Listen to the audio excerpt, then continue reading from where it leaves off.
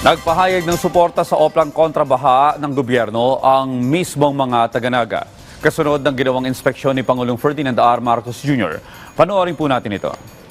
Malaking trabaho ito. It will take time, but marami na tayo mga intervention na pwedeng gawin, such as the pools that we are going to put up. In fact, matagal na naming inaasam na makasama sa pilot sites. Kasi pinakamalaking problema talaga sa amin yung baha. Pinakamalaking windfall sa amin nitong Oplan Kontrabaha kasi yung inaasam naming equipment. Nagpadala sila dito ng 5. So, ang laking bagay nun kasi hindi na mano-mano yung paglinis. Tapos, ang dami kasi namin, lalo na yung siltation, hindi siya kayang mano-mano. So ngayon na may equipment na, kaya na. So okay itong complementation ng Oplan Kontrabaha. Kasi yung focus nito mas green infrastructure. Pagbuhay ng mga riverbeds na nag-dry up na, pagpalalim ng mga creeks, pag-widen ng mga waterways, paglinis. So tingin namin, ang laking bagay nito while waiting for that. Mas long-term yung Bicol River Basin Development Program. Ito, mas short-term, mas ngayon na. Magbibigay ito ng solusyon sa mga lugar na talagang grabe ang sinasapit pagka nagkakaroon ng mga